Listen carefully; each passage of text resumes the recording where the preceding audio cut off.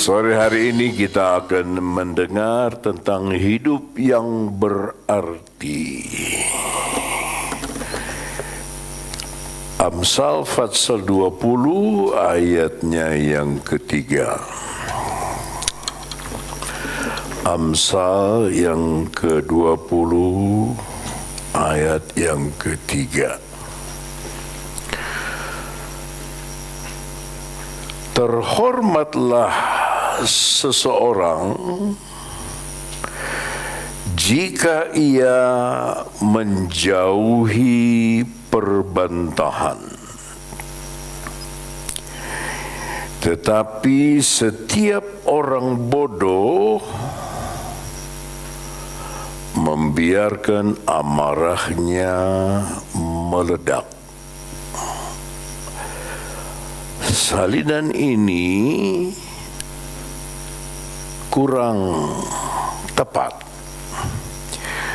Di dalam salinan bahasa Inggris, it is hari ini, an honor, sebuah kehormatan, for a man, untuk seorang, to cease, untuk berhenti, from strife, dari keributan. But every fool, tetapi setiap orang bodoh, will be meddling. Sama, meddling ini sama dengan menjebatani kerusuhan atau menjadi akar dari masalah. Ayat ini yang bagian pertama menggambarkan karakternya Tuhan Yesus. It is an honor. Kalau saudara dapat gelar doktor, ada doktor yang memang saudara dapat karena saudara punya belajar, ada doktor honoris causa atau doktor kehormatan. Umpamanya, kalau saya dapat gelar doktor kehormatan, boleh disebut tapi tidak boleh ditulis di kartu nama. Ya, saya ini doktor, tidak bisa. Walaupun honoris causa tidak boleh. Tetapi kehormatan ini adalah satu karakternya Tuhan. Dan karakternya Tuhan inilah yang membuat dia sangat berarti di dalam kehidupan, menjadi contoh dan teladan, menjadi contoh dan teladan bagi kita umat dari Tuhan sendiri. It is an honor for a man to cease from strife, untuk berhenti dari keributan. Di dalam bahasa Ibrani, kata honor ini adalah bahasanya dipakai kata kabod, yang artinya kemuliaan. Jadi bukanlah satu kehormatan biasa, tetapi menjadi satu kemuliaan. Ya. Untuk mengerti kata kemuliaan ini, kita membaca di depan dalam 1 Samuel Fatsalnya yang ketiga.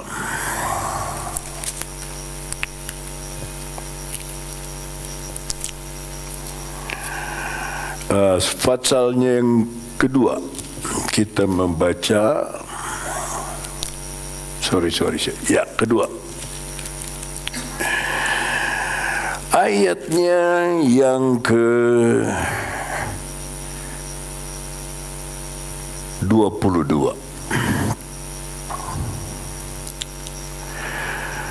Eli telah sangat tua apabila didengarnya segala sesuatu yang dilakukan anak-anaknya terhadap semua orang Israel, dan bahwa mereka itu tidur dengan perempuan-perempuan yang melayani di depan pintu kemah pertemuan.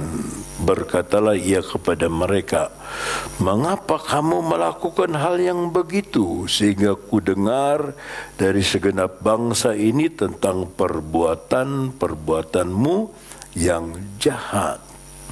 Janganlah begitu, anak-anakku, bukan kabar yang baik yang ku dengar itu, bahwa kamu menyebabkan umat Tuhan melakukan pelanggaran. Jika seorang berdosa terhadap seorang yang lain, maka Allah yang akan mengadili. Tetapi jika seorang berdosa terhadap Tuhan, siapakah yang menjadi perantara baginya?" Tetapi tidaklah didengarkan mereka perkataan ayahnya itu, sebab Tuhan hendak mematikan mereka. Bahasa Inggris, kill them. Tetapi Samuel yang muda semakin besar, semakin disukai, baik di hadapan Tuhan dan di hadapan manusia. Di dalam 1 Samuel pasalnya yang keempat, saudara-saudara, di sana dikatakan, saudara-saudara, di dalam ayatnya yang ke-19,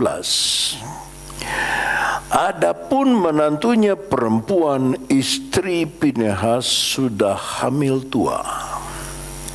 Ketika didengarnya kabar bahwa tabut Allah telah dirampas dan mertuanya laki-laki serta suaminya telah mati, duduklah ia berlutut lalu bersalin, sebab ia kedatangan sakit beranak.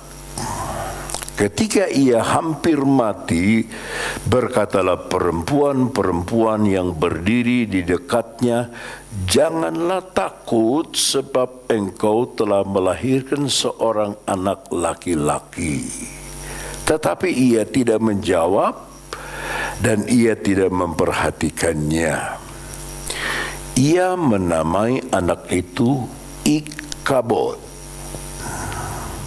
Katanya, "Telah lenyap kemuliaan dari Israel, karena tabut Allah sudah dirampas, dan karena mertuanya dan suaminya." Katanya, "Telah lenyap kemuliaan dari Israel, sebab tabut Allah telah dirampas."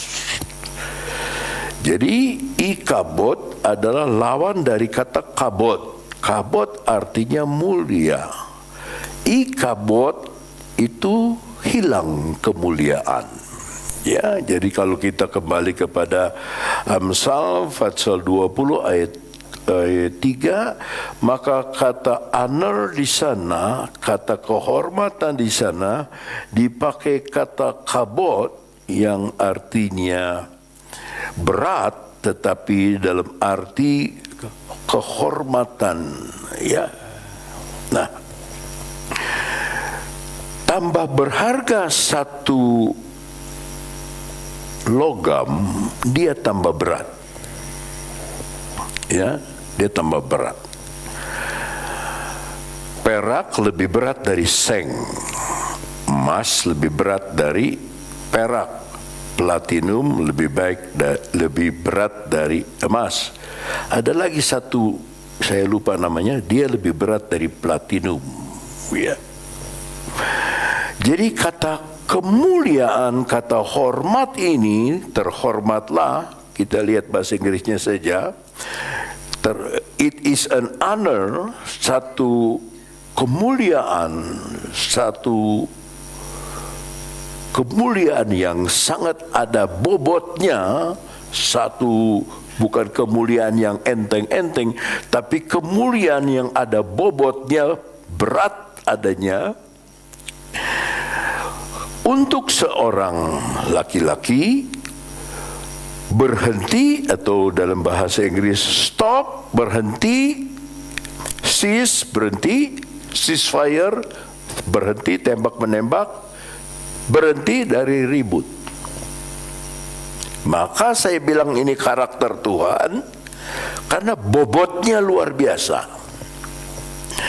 Bobotnya luar biasa, dan dikatakan kabot itu artinya kemuliaan, dan semua kemuliaan itu hanya dibicarakan tentang Tuhan. Jadi kalau seorang mengalah, bagi manusia dia tidak ada kekuatan. Orang mengalah itu kayaknya udah tidak bisa lagi perang, tidak bisa melawan. Tapi di depan Tuhan, orang yang mengalah itu orang yang berbobot secara rohani. Yang percaya bilang amin. Nah, belajarlah mengalah waktu kita disalahkan. Belajarlah mengalah waktu kita disalahpahami. Belajar mengalah waktu janji berubah. Belajar mengalah, belajar diam daripada keributan.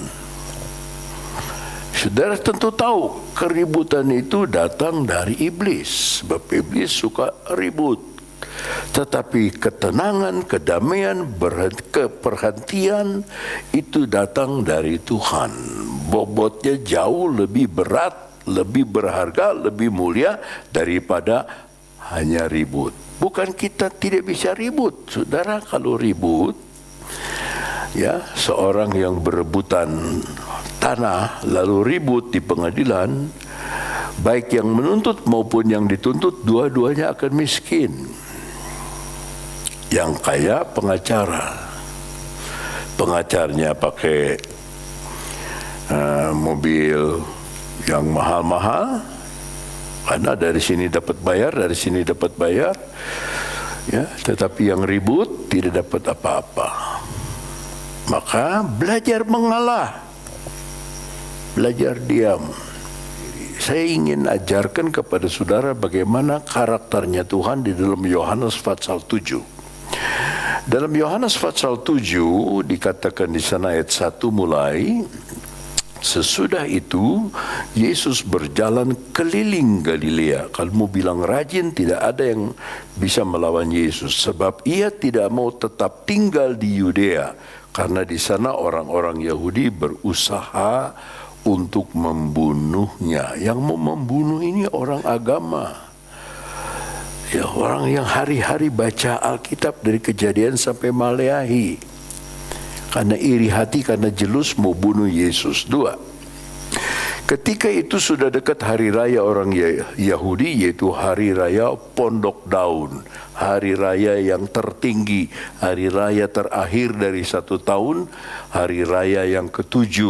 3. Maka kata saudara Yesus kepadanya, berangkatlah dari sini dan pergi ke Yudea, supaya murid-muridmu juga melihat perbuatan-perbuatan yang engkau lakukan.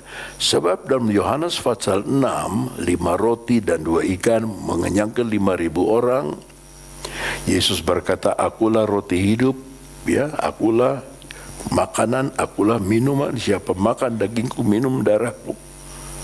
Lalu saudaranya bilang, kasih lihat di Yerusalem, kasih lihat. Orang mana bilang, ngana pe tahu-tahu, kasih lihat.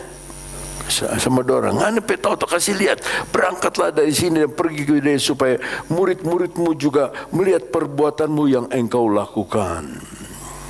Ayat 4. Sebab tidak seorang pun berbuat sesuatu di tempat tersembunyi, jika ia mau diakui di muka umum. Jikalau engkau berbuat hal-hal yang demikian, tampakkanlah dirimu kepada dunia. Itu karakter manusia, mau menampakkan diri, mau kasih lihat. Ya, 5. Sebab saudara-saudaranya sendiri pun tidak percaya kepadanya. Coba. Suruh saudaranya, suruh kasih lihat tanda mujizat, tampakkan kepada murid-muridmu, dirinya sendiri tidak percaya. Ini salah satunya 2 saudaranya itu, Yakobus dan Yudas, menjadi salah satu penulis dari Alkitab, ya. Akhirnya 6. Maka jawab Yesus kepada mereka, waktuku belum tiba, tetapi waktu bagi kamu selalu ada waktu. Apanya yang belum tiba? Waktuku untuk dipermuliakan belum tiba. Maksudnya waktu dia untuk disalib belum sampai. Sebab istilah Alkitab dia ditinggikan itu artinya Yesus tersalib. Ya, 7. Dunia tidak dapat membenci kamu, saudaranya, tetapi dunia membenci aku. Sebab aku bersaksi tentang dia bahwa pekerjaan-pekerjaannya jahat. 8. Pergilah kamu ke pesta itu. Kalau kamu hobi ke pesta, silakan. Aku belum pergi ke situ karena waktuku, dia itu seperti diatur waktunya, ya, belum genap 9. Demikianlah katanya kepada mereka, dan ia pun tinggal di Galilea daripada Yerusalem yang ramai. Tetapi ayat 10, sesudah saudara-saudara Yesus berangkat ke pesta itu, ia pun pergi juga ke situ, tidak terang-terangan tetapi diam-diam. Ini salah satu karakter yang bikin Yesus itu terhormat, dimuliakan. Bukan di tempat ramai, nanti waktu aku disalib, aku dipermuliakan. Nah, kalau kita kembali kepada istilah ikabod tadi, ya,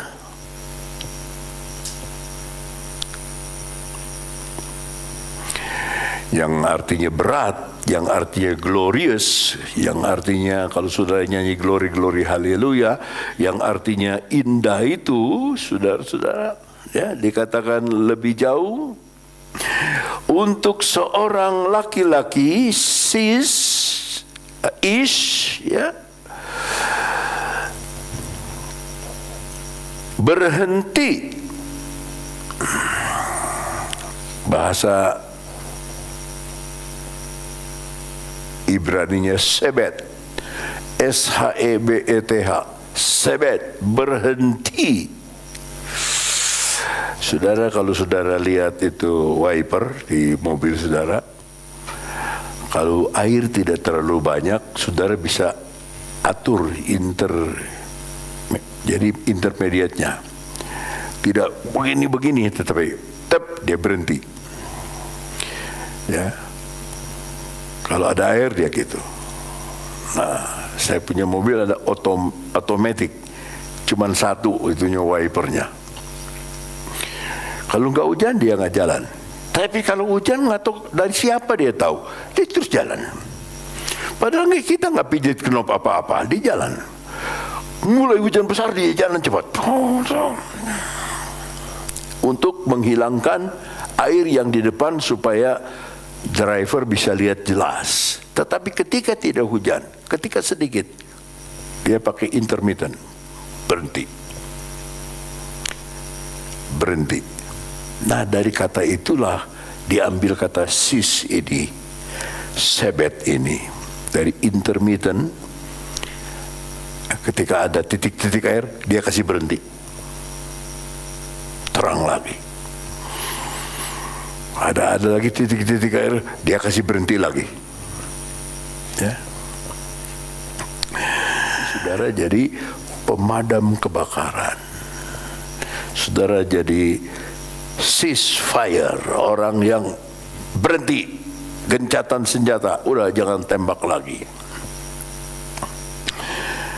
Itu karakter dari Tuhan, itu dari sifatnya, artinya dari kehidupan itu. Belajar kita dari Tuhan, ya. Yesus tidak berkata jadilah orang beragama Kristen, tidak. Ikutlah aku, kata Yesus. Rasul Paulus berkata, ikutlah teladanku karena aku mengikuti teladan Kristus. Dia yang ganas, yang buas, belajar dari Yesus. 1 Timotius 1 ayat 10. 1 Timotius 1 ayat 10. 11. Yang berdasarkan Injil dari Allah yang mulia dan maha bahagia seperti yang telah dipercayakan kepadaku. 12. Aku bersyukur kepada Dia yang menguatkan aku. Sekarang dia tidak percaya kepada dirinya sendiri, dia hanya percaya kepada Tuhan, yaitu Kristus Yesus. Nanti kalau ada waktu saya akan terangkan kenapa selalu disebut Kristus Yesus, bukan Yesus Kristus. Ya, nanti dalam pelajaran lain. Kristus Yesus Tuhan kita, karena Ia menganggap aku setia dan mempercayakan pelayanan ini kepadaku. 13. Aku yang tadinya, dulunya, sebelumnya seorang penghujat dan seorang penganiaya.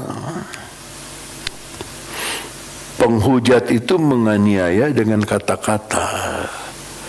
Penganiaya menganiaya dengan perbuatan, dan seorang ganas. Ya, tetapi aku telah dikasihaninya. Lihat Tuhan punya sayang.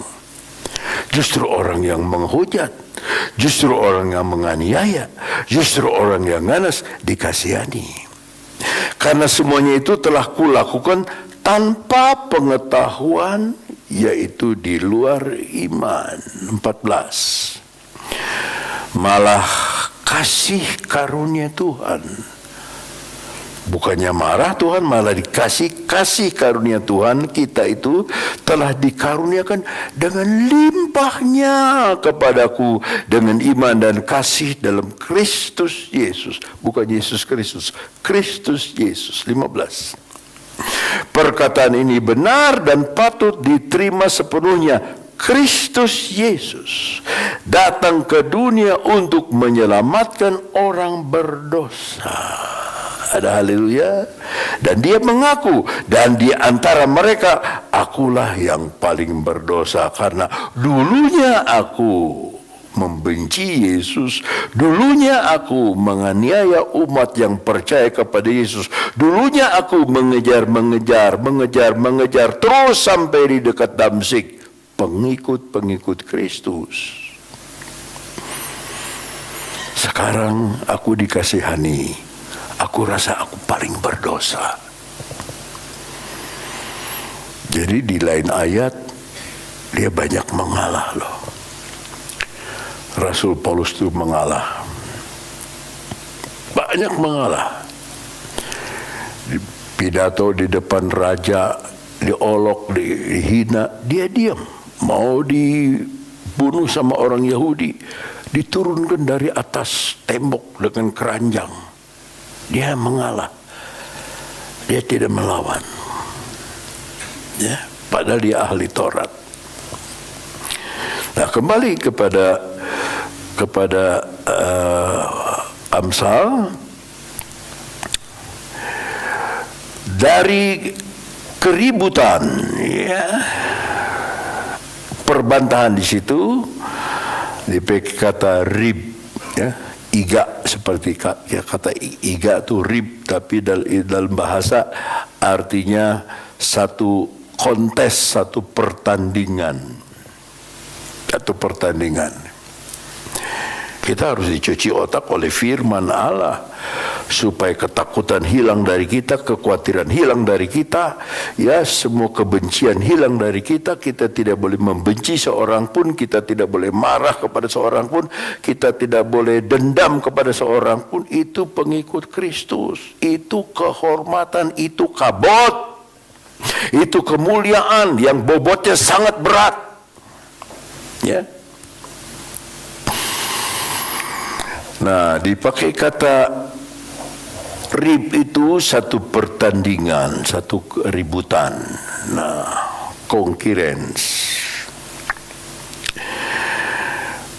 Di dalam Injil Yohanes disebut bahwa Yohanes Pembaptis membaptiskan, tetapi murid-muridnya datang bilang, di sana ada orang lain membaptis. Bukan Yohanes lagi, tapi ada orang lain membaptis.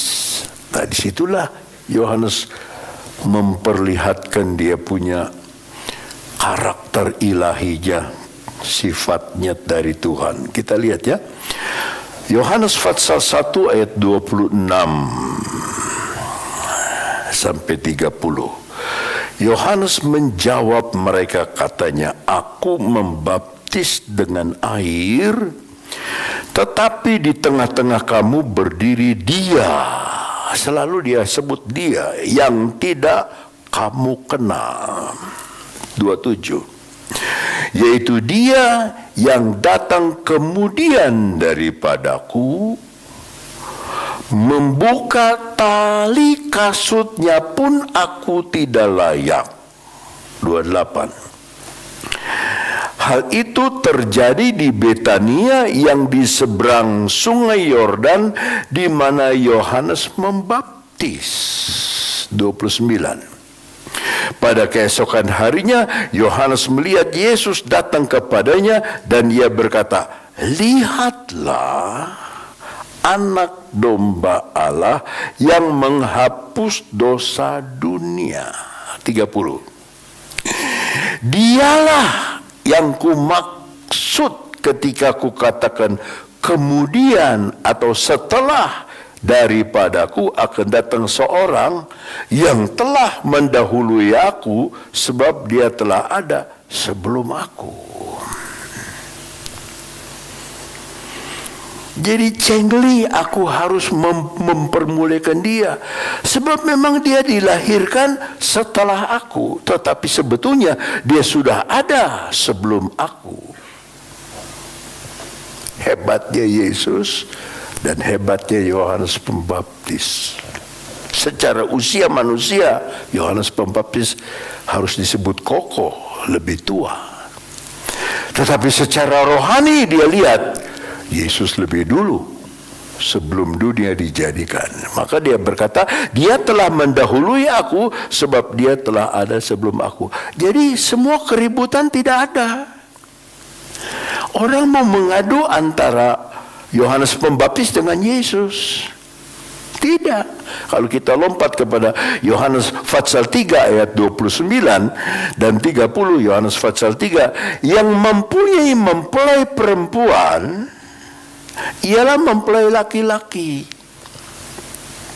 Tetapi sahabat mempelai laki-laki yang berdiri dekat dia dan yang mendengarkannya sangat bersuka cita mendengar suara mempelai laki-laki itu. Itulah sukacitaku, dan sekarang sukacitaku itu penuh. Saya terangkan dulu ini ya. Yang empunya mempelai perempuan itu jemaat. Ialah mempelai laki-laki, Yesus. Tetapi sahabat mempelai laki-laki, Yohanes Pembaptis, yang berdiri dekat dia dan yang mendengarkannya, dengar tentang Yesus, sangat bersuka cita. Bukannya seperti iri hati, tidak. Sangat bersuka cita mendengar suara dari Tuhan mempelai laki-laki itu. Itulah sukacitaku, dan sekarang sukacitaku itu penuh. Hanya Yesus yang bisa memenuhkan sukacita saudara. hanya Yesus. Lalu datang ayat 30. Iya, Yesus harus makin besar. Tetapi aku, Yohanes Pembaptis, harus makin kecil. Nggak ada ribut. Kalau tiap-tiap orang tahu menempatkan dirinya. Mari kita lihat juga karakter Tuhan Yesus ini. Dia ingin supaya karakter ini dimiliki oleh kita, ya, dimiliki oleh kita sekalian.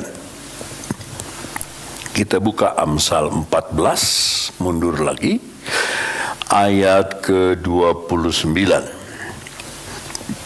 Orang yang sabar, ini karakternya Tuhan. Besar pengertiannya. Tetapi siapa cepat marah, bukan pengertiannya yang besar, membesarkan kebodohan. Karakter Tuhan kan sabar, panjang sabar. Lihat sama Paulus, dia sabarnya luar biasa. Amsal pasal 16 ayat 32. Orang yang sabar melebihi seorang pahlawan. Orang yang menguasai dirinya melebihi orang yang merebut kota. Itu sudah kita harus pelajari karakternya Tuhan, ya. Amsal 17 ayat ke-14. Memulai pertengkaran adalah seperti membuka jalan air. Jadi mundurlah sebelum perbantahan mulai. Amsal 19 ayat 11. Akal budi membuat seseorang panjang umur. Panjang apa? Panjang sabar. Dan orang itu dipuji karena memaafkan pelanggaran. Tuhan, ada waktu saya mau datang kepadamu. Aku selalu ada waktu. Kapan kamu mau ketemu? Aku selalu terbuka. Datang saja. Kita mau atur waktunya Tuhan, padahal Tuhan mau atur waktunya kita, ya. Amsal 25 ayat 28 sampai 10. Ayat 8 sampai 10. Jangan terburu-buru kau buat perkara pengadilan. Baru saya ngomong tadi pertama, yang kayak nanti pengacara. Karena pada akhirnya apa yang engkau dapat lakukan kalau sesamamu telah mempermalukan engkau. 9. Belalah perkaramu terhadap sesamamu itu, tapi jangan buka rahasia orang lain. Kita tahu, tapi kita pura-pura tidak tahu saja. Jangan buka rahasia orang lain. 10. Supaya jangan orang yang mendengar engkau akan mencemoohkan engkau dan mengumpat engkau terhadap engkau, umpat terhadap engkau tidak akan hilang. Di dalam perjanjian baru, Paulus menasihati kita dalam Efesus pasal 1 ayat 6 sampai 8. Supaya terpujilah kasih karunia-Nya yang mulia. Yang dipuji itu anugerahnya Tuhan, yang dikaruniakannya kepada kita di dalam Dia, Yesus, yang dikasihinya. 7. Sebab di dalam Dia Dan oleh darahnya kita beroleh apa? Kita beroleh penebusan, yaitu pengampunan dosa menurut kekayaan kasih karunia-Nya. 8. Yang dilimpahkannya kepada kita dalam segala hikmat dan pengertian. Kan Tuhan mau kita seperti Dia. Limpah dengan hikmat, limpah dengan pengertian, limpah dengan pengampunan, limpah dengan kesabaran. Ya, kalau Tuhan sabar itu nggak aneh. Tuhan penuh hikmat nggak aneh. Tuhan penuh sayang nggak aneh. Tuhan kok. Tapi Dia mau supaya karakter Tuhan, sebab Yesus di dalam kita, karakternya Tuhan itu kita mulai belajar melakukannya. Di dalam Efesus 4 ayat 32, di sana dikatakan begini, tetapi hendaklah kamu ramah seorang terhadap yang lain, penuh kasih mesra dan saling mengampuni, sebagaimana Allah di dalam Kristus telah mengampuni kamu. Saya lihat di video yang dikirim dari Israel, sampai saya menangis. Sendiri saya menangis, tidak sadar menangis, terharu. Benyamin Netanyahu bicara di depan orang Arab. Orang Arab itu duduk-duduk pakai kerudung Arab. Dia ngomong, ya kita nih penduduk Israel harus mempertahankan Israel, bebas beragama. Tepuk tangan tuh orang Arab. Habis pidato, Benyamin Netanyahu dipeluk, dicium 3 kali. Orangnya peluk, orang Arab semua cium, betanya 3 kali, cium terus 3 kali. Ini apakah ini sudah Yakub ini sudah berdamai dengan Esau sekarang? Ya, orang Arab itu mencium sama Benyamin Netanyahu. Sampai saya bilang, aduh, iya ya betul, harus kasih mesra itu betul, penuh kasih mesra, saling, bukan saling mencium, saling mengampuni. Kalau saudara saling mengampuni, sama seperti saudara saling mencium, sebagaimana Allah di dalam Kristus telah mengampuni kamu. Jadi ketika kita percaya kepada Kristus, kepada Yesus, Tuhan tuh mengampuni kita di dalam Kristus. Biarlah, sudahlah. Ya. Efesus 5 ayat 1. Sebab itu jadilah penurut-penurut Allah. Bukan penurut-penurut pendeta loh. Penurut-penurut Allah seperti anak-anak yang kekasih. Bingung ya? Kita lihat bahasa Inggrisnya. Be ye, jadilah engkau, therefore, followers, pengikut-pengikut of God, Allah, as dear children, seperti anak-anak yang kekasih. Coba, kenapa saudara suka mengasihi anak? Karena anak itu menurut sama saudara. Karakternya saudara itu diturunkan sama anak. Kok nurut ya ini anak? Ya bukan cuma mukanya yang mirip, tapi kok nurut dia sama saya? Menurut, senang. Begitu kata Amsal. Tetapi sebaliknya tidak demikian dengan orang bodoh yang tadi. Dia hanya menjadi orang-orang yang kembali kepada Amsal 20 ayat 3. Terhormatlah seorang jika menjauhi perbantahan, tetapi, coba kita lihat bahasa Inggrisnya. Amarah yang meledak itu tidak ada. Begini. But every fool, setiap orang bodoh, will be meddling,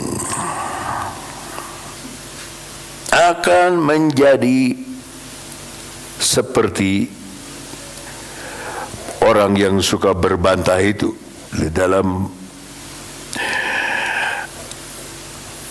maunya berbantah dengan seseorang, maunya ribut. Dalam bahasa Ibrani dipakai kata gala, G-A-L-A, yang artinya ini saudara pasti tidak akan lupa seumur hidup. Artinya itu memperlihatkan gigi. Jadi dari situlah datang istilah unjuk gigi. Wah, karena kesebelasan ini direndahkan, dia mulai unjuk gigi. Bukan artinya kesebelasan itu mainnya giginya dikasih lihat terus, bukan. Perbaiknya kasih unjuk gigi itu. Maunya ribut, maunya melawan gitu, meddling, mau campur dengan keributan. Itu disebut bodoh, ya. Kata orang bodoh di dalam bahasa Ibrani disebut evil, E-V-I-Y-L, evil, yang di dalam akar katanya berarti silly, bodoh. Maka dipakailah istilah itu sebagai foolishness, bodoh. Makanya musuh saudara, musuh yang memusuhi saudara bisa menjadi guru yang terbaik. Bisa terima nggak? Bisa terima nggak? Yang menyakiti kita, yang membuat kita susah, yang bikin kita kalang kabut, bisa menjadi guru terbaik. Oh, manusia itu berubah. Tuhan Yesus tidak berubah, tidak berubah, tidak berubah. Oh, terhibur hatiku. Hanya Engkau Yesus yang tidak berubah. Tuhan Yesus tidak berubah. Saudara-saudara, sabar menghancurkan kemarahan. Sabar melembutkan hati yang keras. Sabar menghentikan khotbah. Sampai sekarang khotbah. Silakan banyak. Puji Tuhan.